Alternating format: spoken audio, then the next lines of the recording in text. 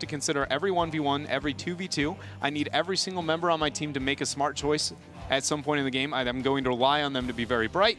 And then it also forces us to be good at team fighting, and like you can win through all dynamics, and that's why I really adore the map.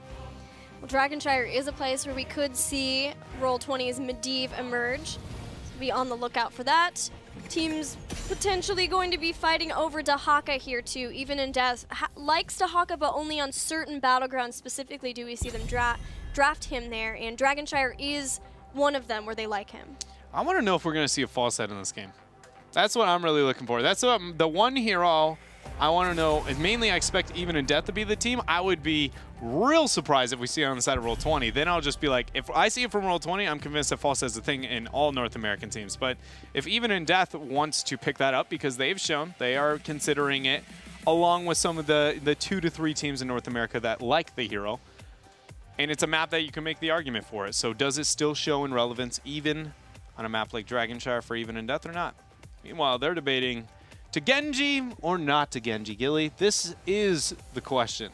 They have every other game on Dragonshire so far in Phase 1. Phase 2. Phase 1, they weren't here yet. Sad days. If not Genji, what's the fear? I don't know, man. At this point, I'm just thinking of hero memes with Romeo and Juliet. You know, that's all I'm a hero by any other name would still smell as sweet, like stuff like that. That's all I got going up here. I'm sorry. Anubarak, wherefore art thou, Anubarak? Yes. He found him! We got the Genji! Oh! Why are you so excited about that? We went 58 seconds to get the ban that we assumed. You know, it was more satire attempt, I guess, there. What are we going to see for Roll20? What is the first pick? Is it the Dahaka? Gilly, you are a wizard. It's the Dahaka. He's coming in. He's going to be in the top lane. Goku, though, is somebody to be looking out for. Probably, in my opinion, best Dahaka in A. Only close to him would be Yoda, which, sad days, was the swap there. And look at that. I did not. You're also a wizard. We're both wizards. I'm a Hufflepuff. What are you? I don't know those words. Again, I'm not a Harry Potter nerd. You've disappointed me. I'm actually the worst nerd. I got into You're such a Slytherin. Like being a nerd in like a very weird way. I was one of those loser console plebs for too long, so where all those kind of weird things, I was like, I'd rather just shoot kids in my, playing Halo all day or something. So global versus global. Dahaka versus Falstad. Even in Death, Falstad's just climbing the ranks this weekend. It is interesting. Somehow I feel like he's going to be humbled, though. I'm not. Falstad's got a spot. It's just to be that high up is very surprising. It means that the reason why I'm afraid is because Falstad that high up, already when we saw it that high up when Falstad was a thing, that usually meant we had a poor laning setup from the team who drafted it. A team like Even in Death, this youthful, and in a meta where Falstad usually doesn't thrive that well. I just feel like, when's the Panic Zeratul will get picked up? You know, that's kind of like, I know it's not going to, at least for Even in Death, I assume that they won't, but that's how I feel when I see it that high up. It's just like, I'm ready for the poor laning matchup because that is almost 100% going to happen now that we see Falstad pick, because our teams don't value laning setups very highly on Dragonshire. Some don't, at least. Dread. Hit me with it. Roll20 got a Dahaka. They had everything set up so that they could have a Medivh composition, and they are willingly not going into it. Tread lightly. Stitches. I thought it would be Stitches Li Ming. They made that rotation before. Follow up. Have their Medivh for Glau. Think about it. They're still going to do it. There is no way. I'm memeing you real hard. But there is no way. 0% chance. Okay, here's the new strategy they've come up with, okay? So between Stitch's hook and all the ability to hook it on the other side, then you go, Prismat is going to be on the task. He's got force walls left and right. And then once you finish the first target with the force wall after the hook, then you portal past it, you walk in, you gorge him, bring him back. Be like double value on the force wall. Think about it. And then they'll be like, okay, thank you. I did not take you have no damage, so I'm still alive on the other side of this force wall. Thanks, nerd. Yeah, you're right. That was a really fun chase we just did. Let's do it again in 5 minutes. Yeah, and or 16 seconds. I guess technically gorge is too big of a cooldown. You're right. Ooh, Malfurion Malthael. That won't be difficult in the cast at all with those two close names. But in all honesty, Malthaelian? I'm so excited for more Malthael. And it's got to be what? Do we have the Ariel there? Surprise! We've got another Ariel Tassadar Vala. Double warrior, double support, Vala Dream on Dragonshire. There's no resets left that are overly good. Like Li Ming is about the only thing left, right? Greymane? Could go Greymane, but I think, what do you have? You have Malthael as your solo, Falstad for the pick potential. You just need a bit of wave clear into your 4 and make sure that doesn't struggle. Malfurion hopefully moves into Moonfire, so you're going to be okay there. It really can just be about anything, because they have, luckily, a laning not a laning mismatch, the way I was afraid that they would see, and having the Falstad nice. I think I like Greymane the most, but yeah. I'm afraid to say it because I feel like it's going to be something way different than that. It was. Somehow, I just feel it in my gut. You know, sometimes I don't have a reason, I don't have logic, but I'm just like, this is not going to be anywhere near what I expect. Sometimes I'm right, sometimes I'm wrong. Sometimes I get into Zebo. Well, let's break it down. We've got Malthael for the top lane. We've got Nazebo to stall things out as best he can with his zombie wall, stalling out the waves of minions. The whole team really trying to stall things out until Nazebo hits his spike later on. But Roll20 have the Vala Ariel Tassadar to apply damage to structures, push down structures. They have the tools that they need to try to get ahead, that big early advantage against the Nazebo. Yeah, and that already goes, all right, Even in Death, you're praying for the late game.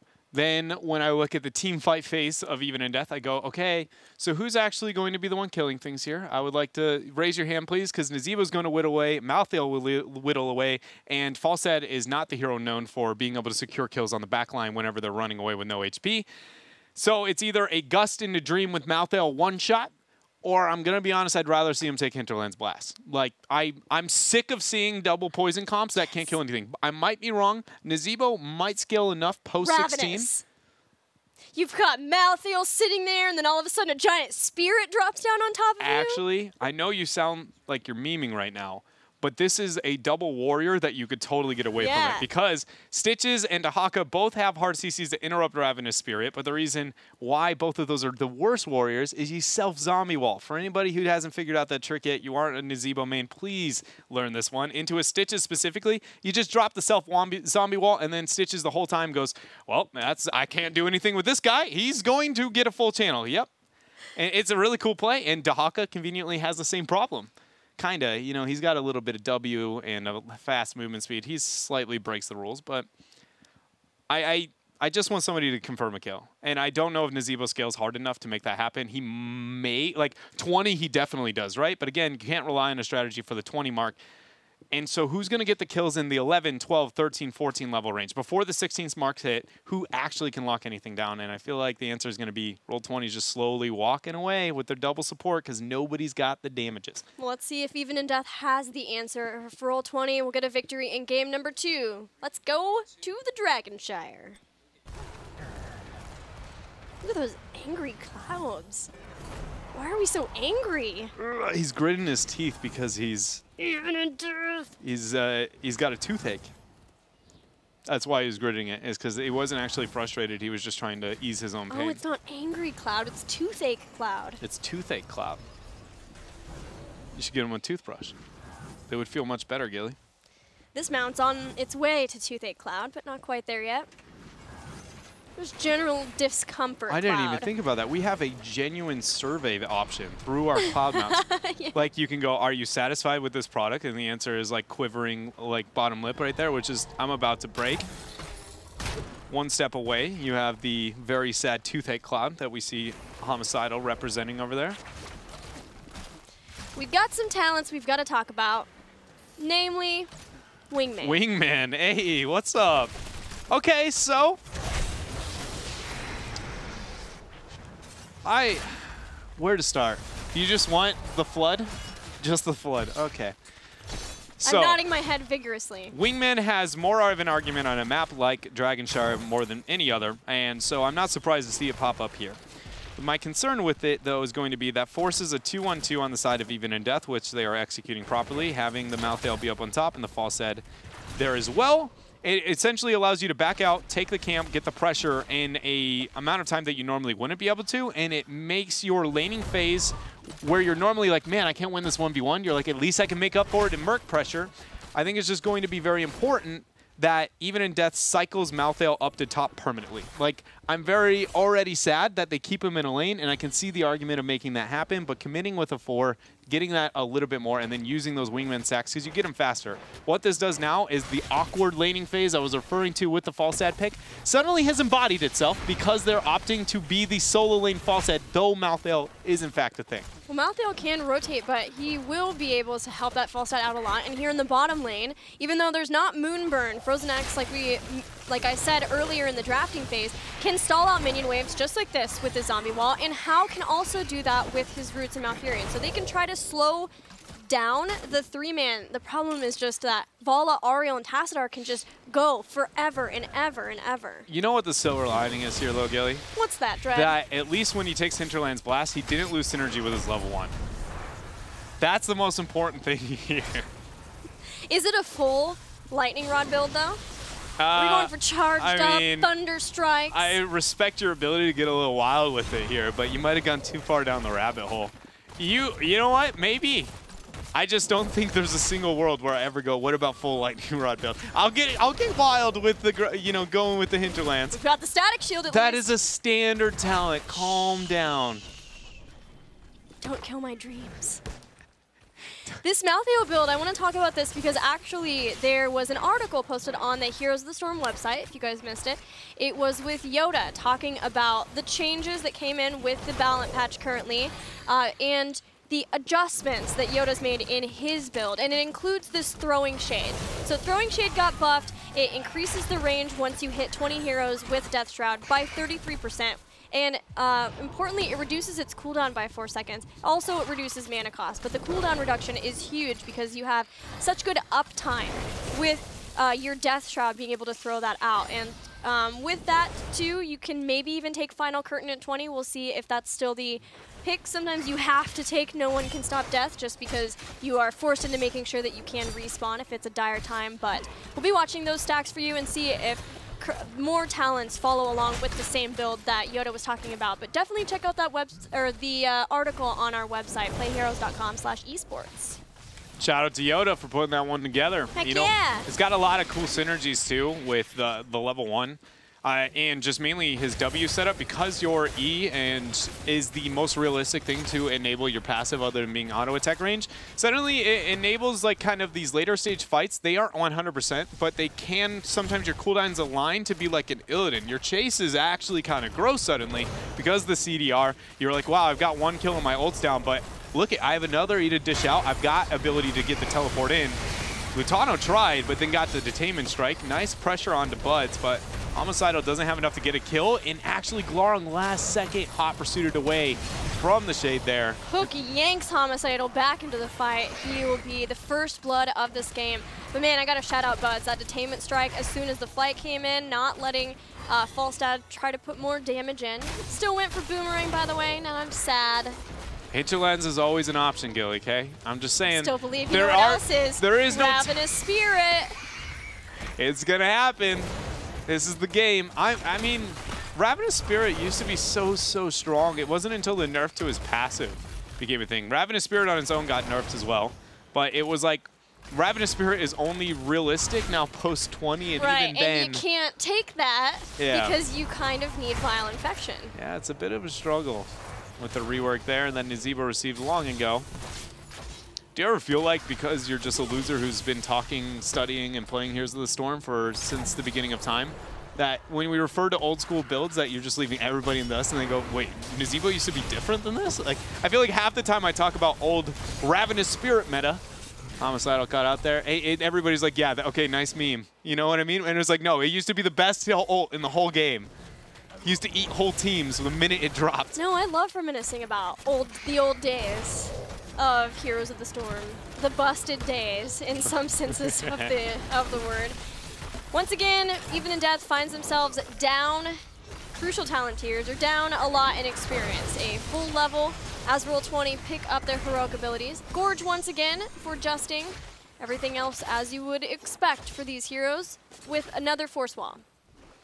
I feel like, again, a lot of this early game came down to Even in Death being Falstad is the placeholder and Malthael's the roamer. It should be the other way around, and if they did that, they would be a lot more successful into the early parts of this laning phase. But Roll20 is just flat punishing everything that they are doing. Yeah, I love they are not so desperate to get the Dragon Knight with heroics. You know, they have these giants in the bottom, and if Even in Death are going to keep 2 members up at the top, they'll keep Goku rotating between the lanes, and they'll push down here. I love Roll20 so much right now. Detainment Strike, no, it must not be online, not even needed here. So this is the first team, I feel like, in all phases that we've ever seen go for a keep above all else with the 10 spike. Think about it. I've been so sad that we haven't had people forcing keeps in for the first time. Granted, there's no boss to bait them into going for the boss, but I am so happy that Roll20 is just like, what if we just end? They even this is the beautiful. Dragon Knight and they're just going to core. They just go answer to us. And now if they end up wiping, as long as they don't all in on this fight, they need to go for the core directly or back away. Right now, Goku's the one tanking. Oh, I absolutely. It's like they're trying to steal my own heart right now. They're just everything they can do. Gust in the Twilight Dream. This will be the end of Buds. Oh, Crystal Aegis buys some time for that, but there is roots underneath that. Nubarak goes down. So does Buds. It's a 2-for-2 trade out. So let's talk about what they did really wrong on the side of Roll20, because it was like, oh, this is what I wanted to see. You don't stop with this type of call. Again, you have to all in because your opponents, your death timers are so short, it doesn't really matter. It's all about the experience. Do I give them too much experience? We see Roll20 walking away with still full level. They could have sacrificed that with the advantage they have, and it'd be totally fine. There's no Mule on the other side of the table. Conveniently, Nazeebo no longer has that option, so it's just going to be Malfurion. We see that he doesn't have it. So you all in, and you get the core to 50. Then when you get to core to 50, the entire game, you just wait for the double. There's more mercs on bottom than every other lane. You just wait until they go, you know what, we'd like to do something on the map. And Roll20 goes, we'd like you to respond to these 3 things going to your core right now, because if you don't, we're going to win this game. And that is how you play it the rest of the time. With 20% or 30% that they left on there, like at now with the 80 mark, it's a 100%, 80% no difference when you're even in death. Yeah, it seemed more like Roll20 genuinely believed like they could end the game if they got the right amount of picks. Yeah. But those respawn timers are so short for Even in Death at that There's point no world. that it's just more advantageous to recognize that. In the long run, you're probably just going to lose everybody. So instead, try to get the core down as far as you can. Just all in on it. You still have all of your forts up. And so you will be able to get the pressure back and going. That's just one of those moments of like growing pains that we talk about that you can see where like you respect that Roll20 is doing something that they've never done, at least on an actual HGC game, right? They haven't displayed this, what if we just keep grouping and sieging and pressuring out and not letting you get the things that you want? And I love it. It's a huge case of just what if we don't? Left and right, you know? It's assuming your opponent wants you to do one thing and you're just like, well, we're not going to. We're going to force group and play the game a little bit different than you expect us to. Speaking of playing things a little bit different, going back to the Malthael build for Even in Death, getting inevitable end is, I think we talked about this before, the cooldown reduction, it was reduced with the last one, but in this case it kind of works the same way as trying to dodge maybe a cocoon or something else, trying to make sure that once he goes into Tormented Souls, he can use that and be unstoppable versus something like, you know, Gorge, just trying to make sure that he can get Tormented Souls off, hit a lot of people, start to get his self-healing going. Justin is going to get the Dragon Knight. There goes the Gust again into the Twilight Dream. Yeah, but they have to hit Ariel if they're going to be able to stop that. Otherwise, Glaurung gets an Aegis, he gets the heals, and he survives. That's 2 kills now for Roll20 with a solid rebuttal after that opening to the fight. They now got the 16 talent heroes with the 2 level. They're going for GG's. I don't know how to tell them this, but they can't end the game this time either. Here we go. This is so risky. Goku nearly walked up with that Brush Talker speed boost to get a drag. Gets it! They need this. Long range drag on Frozen X. They have to kill Frozen X here. Battery's gonna go down too. Wow, if they die! They get it. All right, so now it's realistic for them. They aren't worried about the Nazeebo single target damage. I mean, think about how fast he rips through this Dragon Knight. The shielding there. Now, Even in Death. not even diving past the Dragonite. Doesn't matter. That's going to be it here. GG over to Roll20. Take game 2. Dominant fashion. Do Roll20 win game number 2 on Dragonshire? Another favorite for Roll20. Roll20 trying to show the new Malthael meta, but this Stitches Falstad seems to be the new hot for Roll20. They've got their trends that they like to draft. Yeah, and it's just, I mean, it's going to probably be unstoppable for a long while until somebody in North America manages to figure it out. But for now, they're just making easy work of even in Death in that game. But I still high praise of the changes. I feel like